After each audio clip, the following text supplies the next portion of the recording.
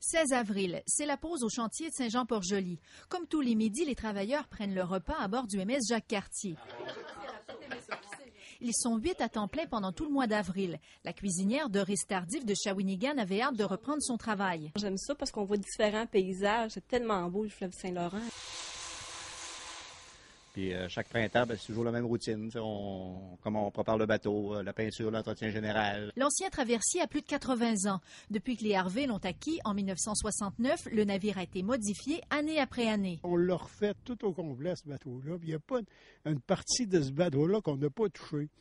Et c'est sans compter les travaux pour satisfaire Transport Canada. Comme vous voyez ici, là, dans le bas, on voit comme une partie un peu plus boursouflée finalement. C'est comme des caissons de stabilité.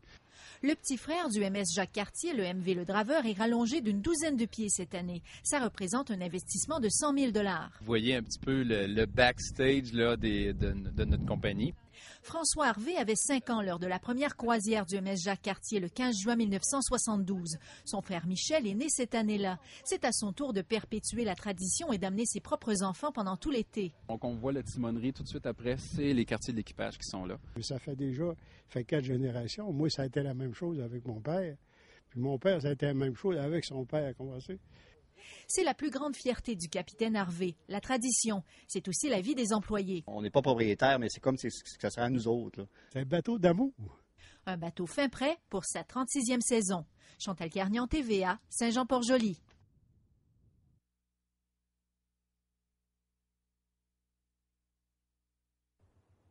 L'heure de la pause a sonné, le chantier s'est arrêté. Nous sommes à Saint-Jean-Port-Joli face au massif de la petite rivière Saint-François. À bord du bateau, la cuisinière Doris Tardif de Shawinigan a fait un menu chinois ce midi.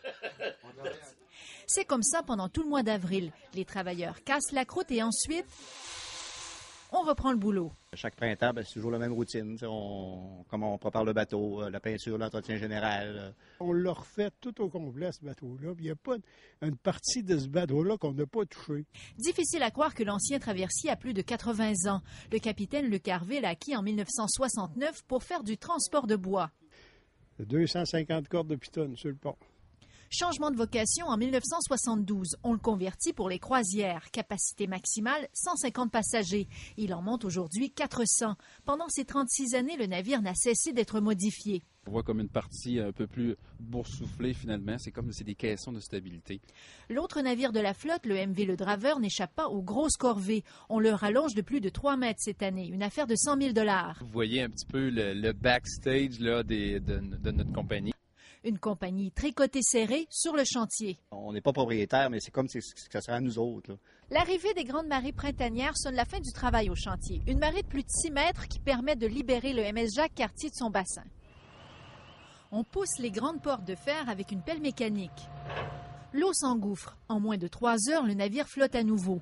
On le tire tout doucement, puis le MS prend le large, accompagné d'une volée d'oie blanche. Cap sur le port d'attache, à Trois-Rivières. C'est un bateau d'amour. Chantal Carnian, TVA, Saint-Jean-Port-Joli.